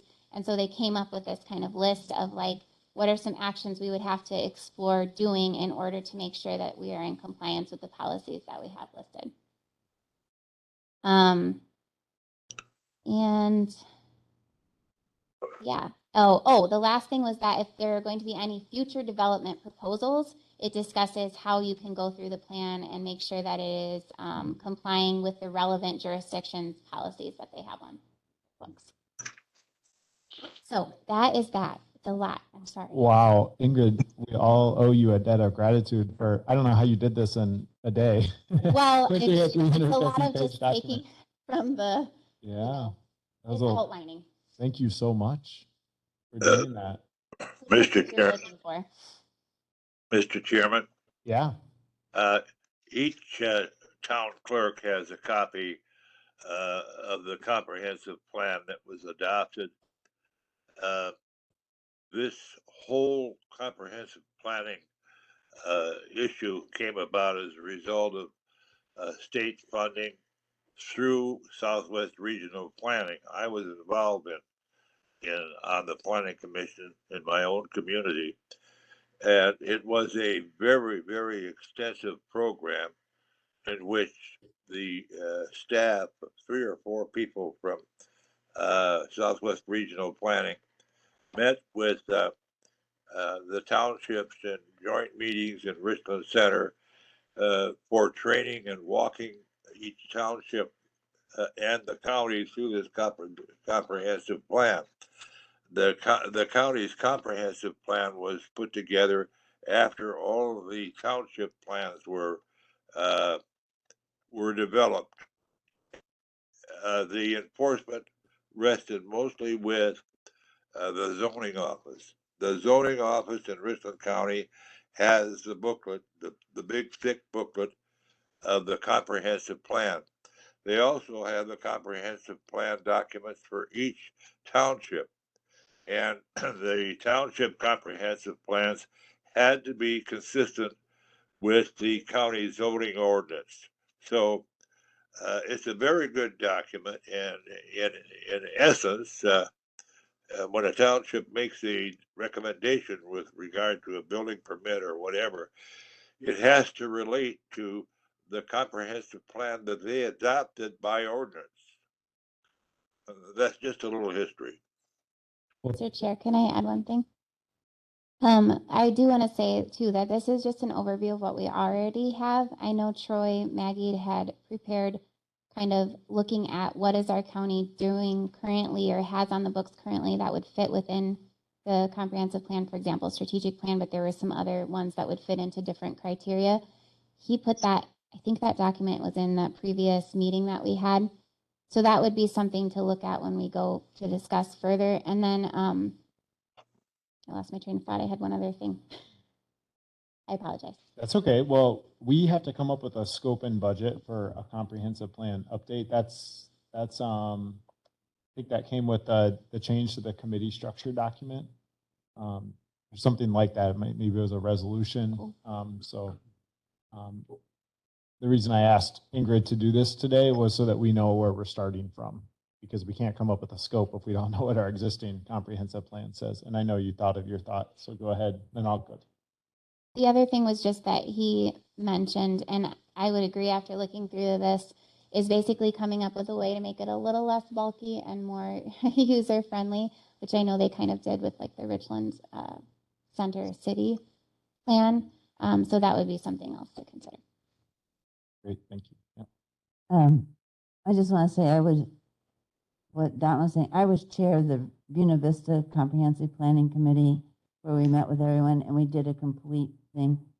And now I'm on the zoning, and I'm finding that the zoning that we're not really, that Buena Vista is not really following the comprehensive plan all the time. I mean, slope, all those things, fire protection, driveways, having a place to turn, all that was in depth then.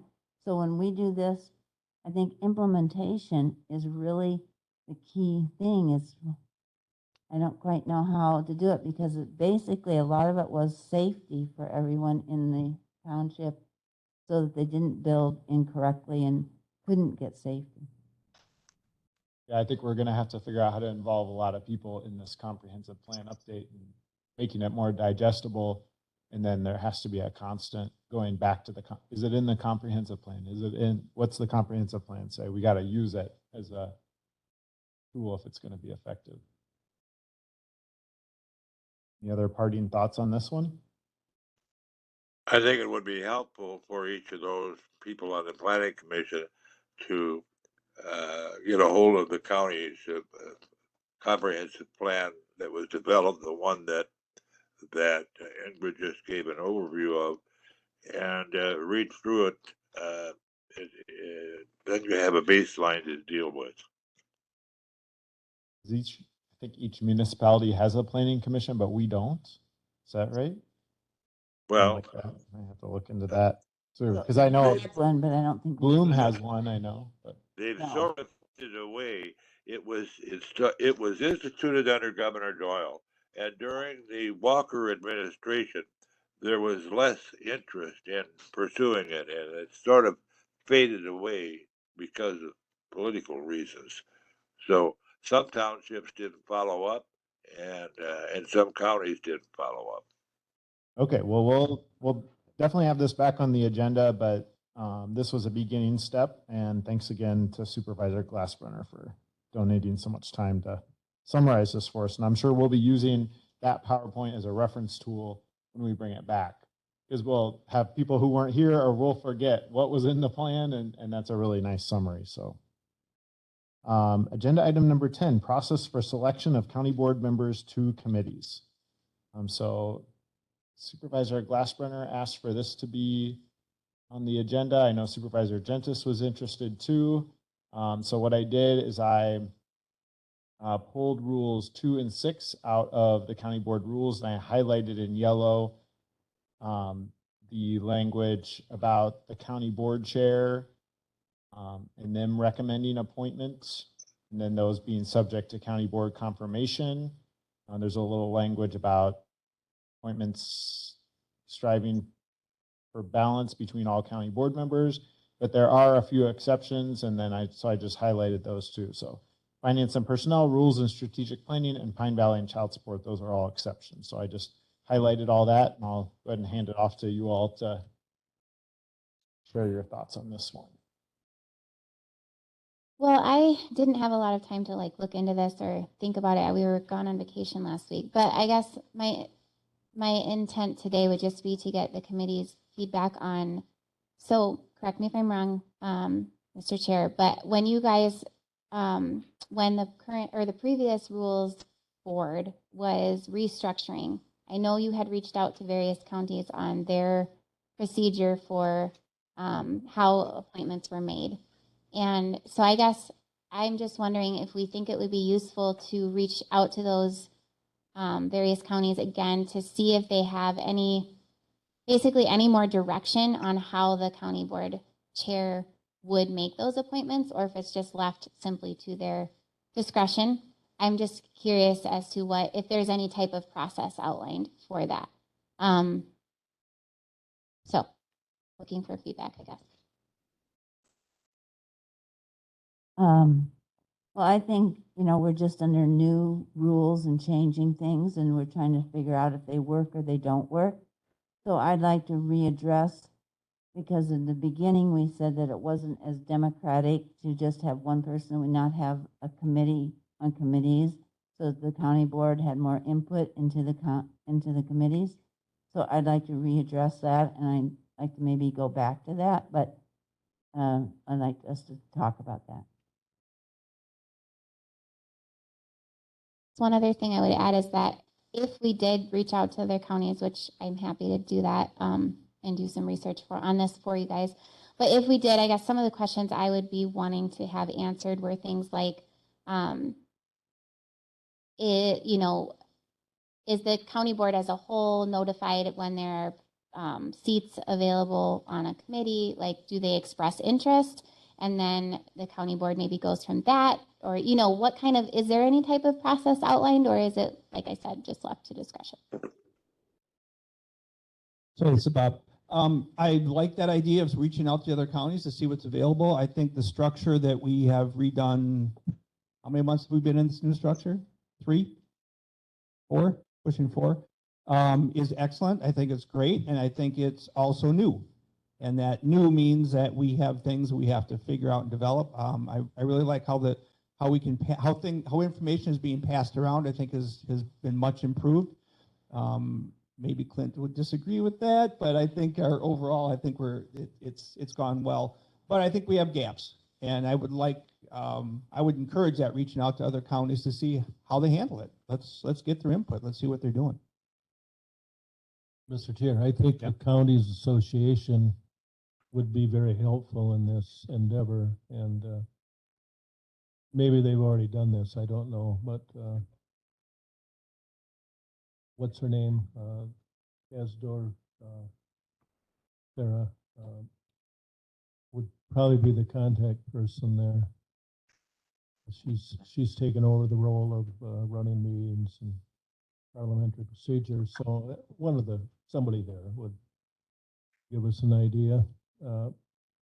Yeah, I will apologize for any clumsiness the appointment process seemed to have this year, and that's because we were in a period of transition, and especially the ad hoc committee to study the referendum, and that was almost a midnight hour decision to get that rolling because of the necessity of doing certain things in a timely manner, and I'll take responsibility for that one. I exercise chairman prerogative there, but it would have been easier had we had a well-defined procedure for me to follow. So I have no problem with examining this whole thing, find out what other counties do. Well, the spreadsheet that I recall, I'd have to look up and find it, but it was a spreadsheet that asks counties of a similar size with administrators how they handled various things. And one of the questions was, how do you appoint people to committees? And not just people, it was, I think, county board members specifically. And my recollection is that it was 9 out of 10 of the counties had their county board chair doing it. There were some variations in there. I remember Iowa County being the exception. They have a committee on appointments, even though they have an administrator. So I think that's kind of where we got to this point. However, I don't remember asking those other counties or county board chairs, how do you then make those appointments? Do you, like your question, notify the entire county board when openings exist to gauge interest from different county board members? So certainly I could dig up that spreadsheet, Ingrid, and then you would know the counties that we evaluated, and then you could follow up with those counties and say, you have any more detail to share with us, and then we could come back with a report to the committee. Mr. Chair, we did ask with county board members what our questionnaire before we formed what their preferences were. So That's right, and I guess I maybe meant to confine that to when new committees pop up or openings come up. Right. So that might be more of how it has to be worded, although it might be helpful to see what their interest forms look like. You could ask that at the beginning of the session, and that way we have those too. So kill 2 birds with 1 stone. their interests and their background, because as Clint has observed, and I agree, that in his dealing, he's dealt with several county boards in his career working for the county governments. And he says, this is the best board he's ever worked with. I mean, the most active. I'm putting words in your mouth again, Clint, but I think you would concur. Is active a positive? Vocal. We are very active. Is that what you say when a problem child is one never sits down? Not only active, but willing to take on roles and do research and actually do the work. If we were a larger county, Flint would have a staff of, 4 or 5 people that would do this, but we don't. So our county board members do it, which is much observed and appreciated. That was a really good save. Okay, let's move on. So thank you for the discussion on that. Agenda item number 11, county board meeting date change. So this one, I only have a lot of information on this one because we just looked at this in January. And I mostly copied the information from there, and I made a couple little tweaks because last time when I brought this to the Rules and Resolutions Committee in January, I had an idea to start out with, but the committee did not choose to move forward with this. So what I did is I just mostly copied everything, and I have the highlighted area in rule number 1 that we would need to change, and then I already have an underlined section in rule number 1 too that I think we should add if we do change the date, just to clarify that the organizational meeting has to be on the 3rd Tuesday of April. State statute says that, but that doesn't mean we can't change the other dates. So Chair Brewer, I'll go ahead and hand it off to you because I know this was you wanted this on the agenda. Yeah, I was approached by the mayor of Richland Center, and in a few words, he said, this really kills us because the Richland Center City Council meets twice monthly and sometimes we have a conflict on dates. So if we want to hear from the same person, for instance, they can't be at the city meeting and here because we're meeting at the same time. And he said, you're the guys that changed. I'm thinking, well, what did he mean? We always met on Tuesdays. And his point was, we used to meet during the day. And I don't know when, and we continued that even after we made the change to nightly meetings during the winter months, we stuck with daytime meetings in deference to travel for people. So, but then we've shifted through the nights, and I think many reasons for that. More people, the public. I think it's our desire to be transparent and involve the public. That's kind of why, at least in my opinion, we've shifted to night meetings. Now, the downside of that, then, it requires staff, to take their own time or be paid overtime or something to get to the meetings. If you have them during the daylight hours or workday hours, it works. So, I guess there are a couple options here to solve that dilemma. If you feel it's solvable or needs to be solved, and that's go back to daytime meetings or switch nights that we have our meetings to a Wednesday, perhaps. And I was just confused. I thought the Richland Center School District met twice a month. They only meet once a month. You have it once a month, the 3rd. I could have it wrong. No, I know it's a Monday night. But I guess my question is, why would that be a conflict with the school board if we have our meeting on Monday night? I didn't say the school board, Linda. I said if I did. No, on here. Yeah, okay. She's talking about something that I had written back in January. I was just trying to, if we're worried about a conflict with the city council, I thought maybe people might also be worried about a conflict with the school board. Like, why would we move it? Yeah, go ahead. This is Joanne Krulotz. Go ahead, Joanne. The school board meets the 1st and 3rd Monday, That's what I and thought. city council meets the 1st and 3rd Tuesday. Thank you. I thought that was it. Well, So it's the 3rd Tuesday that conflicts with us. yes. And we have a statute that you have to meet the 3rd Tuesday. That's why I'm confused. Only once every 2 years, we have to meet the 3rd Tuesday in April. Oh, yeah. That's for the Okay. organizational meeting. Right. Mr. Chairman, Oh, can I finish it? I just had another idea for us, although I don't know if it works with the working people who are on our board. But I like the Tuesday night one because of how it works with the committees and everything and doesn't conflict with some of the professional things I know happen on Wednesday night for other people.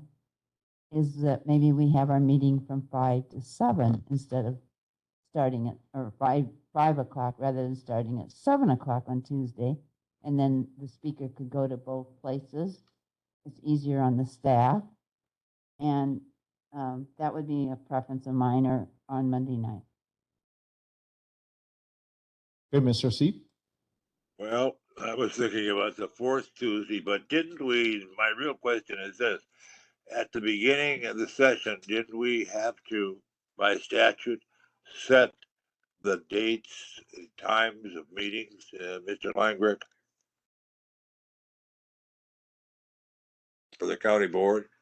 Not that I'm aware of. I'm ignorant of any type of statutes other than what Chair Murphy Lopez had mentioned with the one requirement for the one in April. And that's Okay. for an organizational meeting. That doesn't mean that you still can't have another meeting in April to conduct other types of businesses. I think, you know, if there's a possibility of the fourth Tuesday, we should consider that in the evening.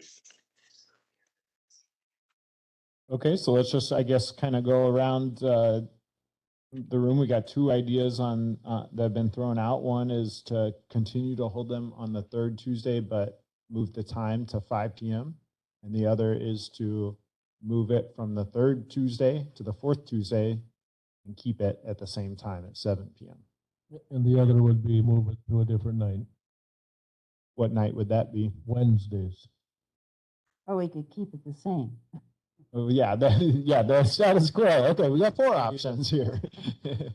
Yeah. So let's just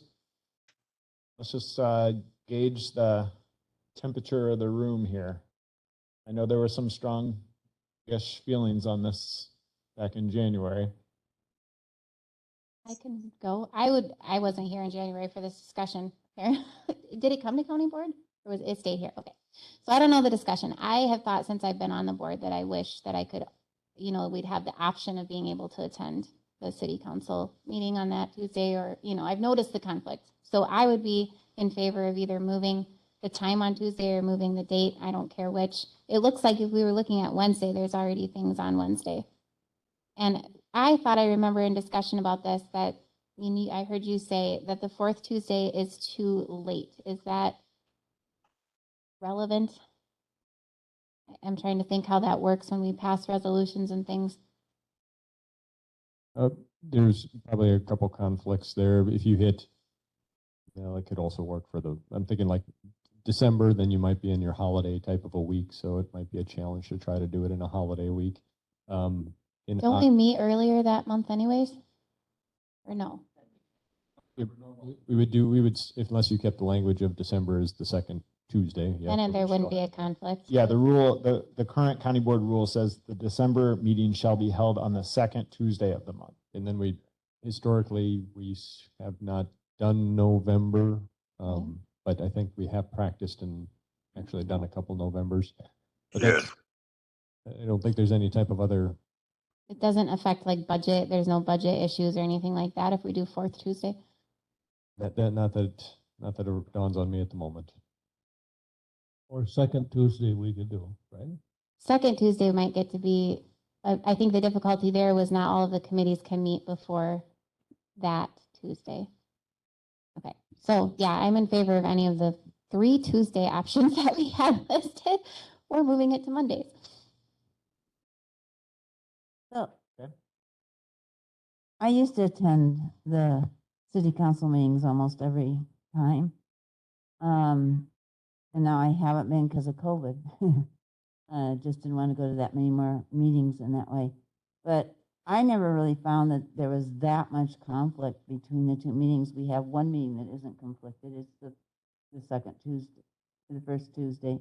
So I know that but I don't think we're having that many speakers. I don't think there's a huge conflict. I would defer to Joanne Kulotz and ask I think it's a problem for her to cover both meetings. Joanne? It is a problem for me. And it all depends too what the city county committee decides to do, because I know it's a problem for Jason Glassbrenner to try and be at both meetings that are on the same night.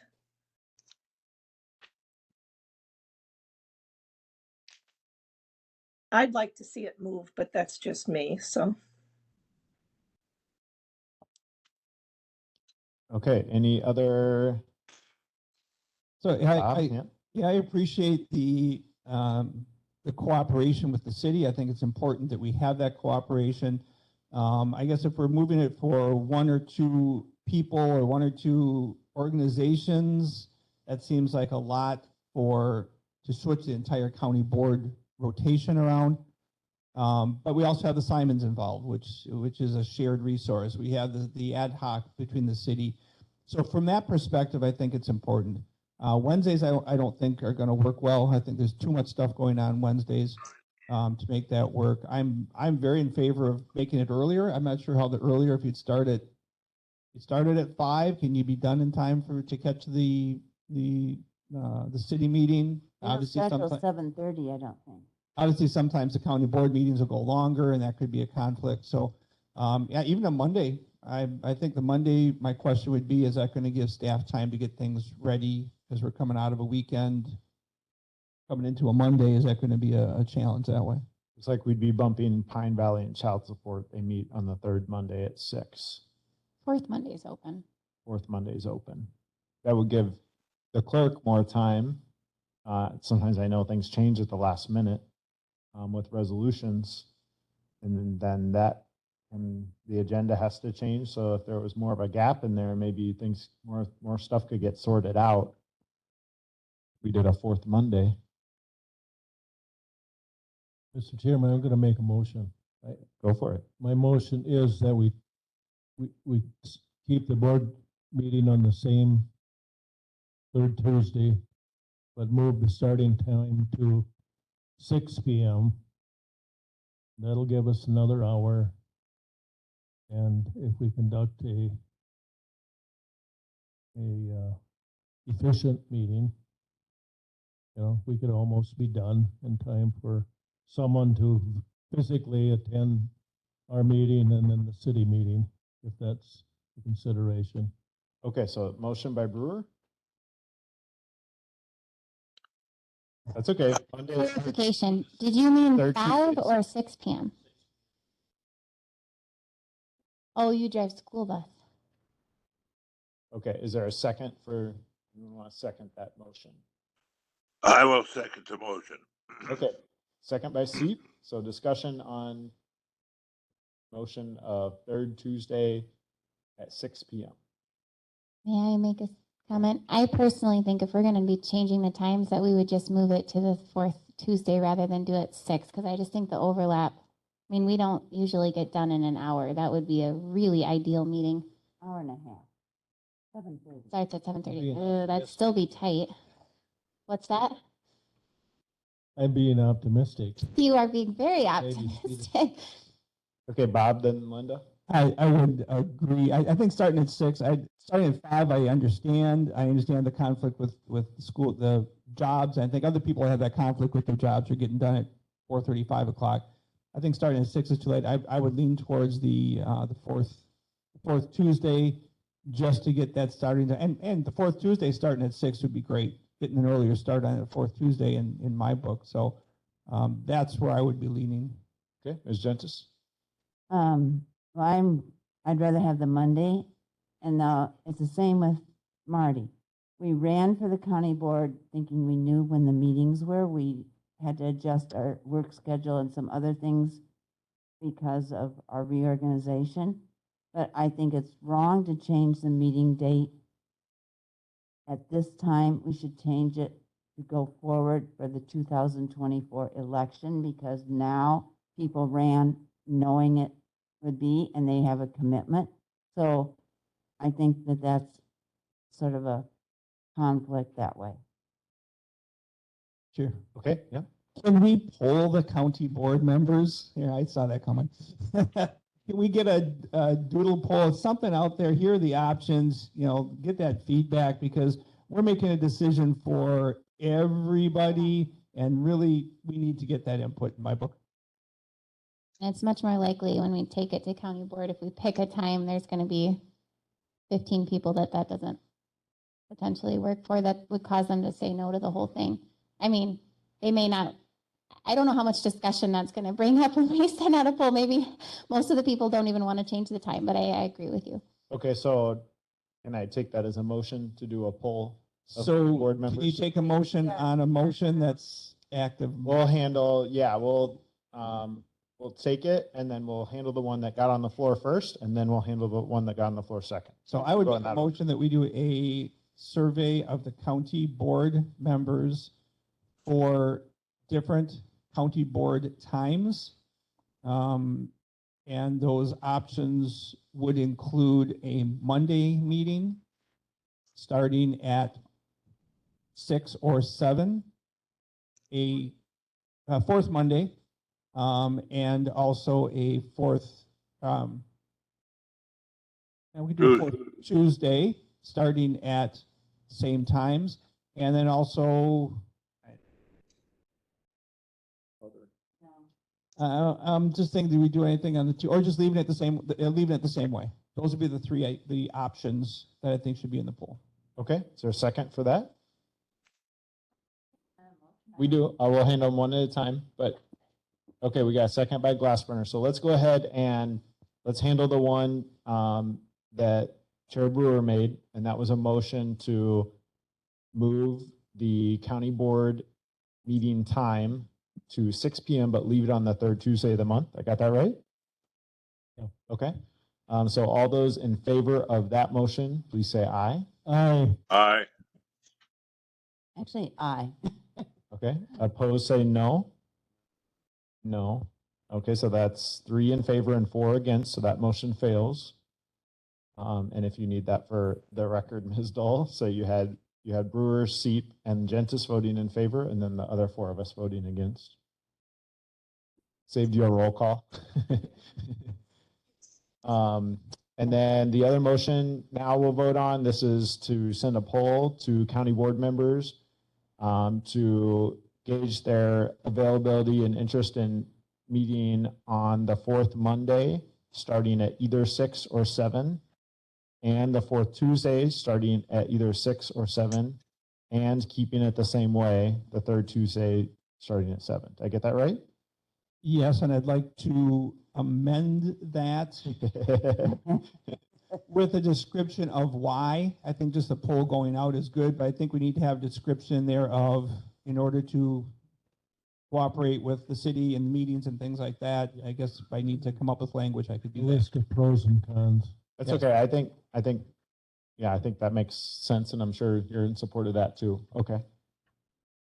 So I think that's fine. I don't think we have to do an official amendment, but we got that in there too. It's all included. It's all inclusive. So any discussion on this motion? No, I think it's just part of. yeah, we can just make it part of it unless you want it really official, Bob. Okay. Parliamentary procedure be damned. Yeah, right. Who knows? I don't really know. Chair's discretion unless y'all want to overrule me. So, okay. All those in favor of that motion, please say aye. Aye. Opposed, say no. Okay, so that motion carries unanimously. All right, so thanks for the good discussion on that. Future agenda items. Mr. Brewer, do you have any? Okay, Mr. Cosgrove. What about Carol? Carol Clausius? Oh, I'm sorry. Thank you. Thank you. Agenda item number 12, condolence to the family of Carol, say it, Clausius? Yes. Clausius. Okay, so we've got a resolution that's been drafted by Mr. Langrick.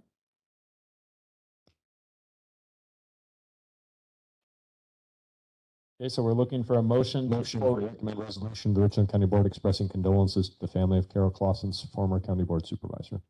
I would so move. This is Bob. I'll second. Okay, motion by Frank, second by Cosgrove. Any discussion on this motion? All those in favor say aye. Aye. Aye. Opposed, say no. Okay, that motion carries. Now we'll go to future agenda items. Thank you, Linda. Mr. Frank, None.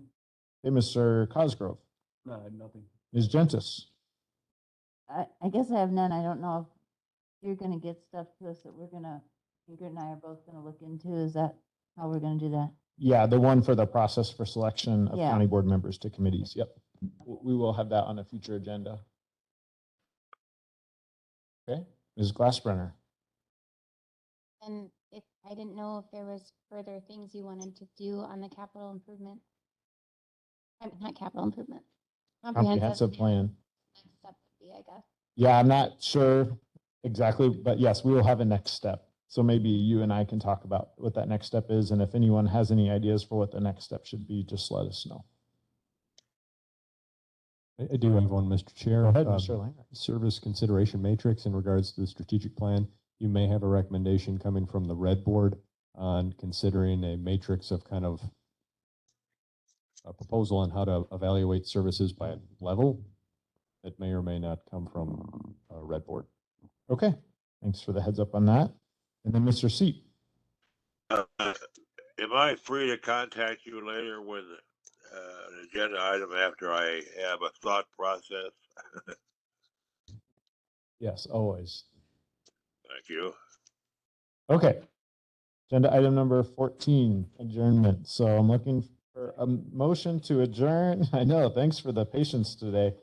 Let's make sure we got the right date here. So it's a motion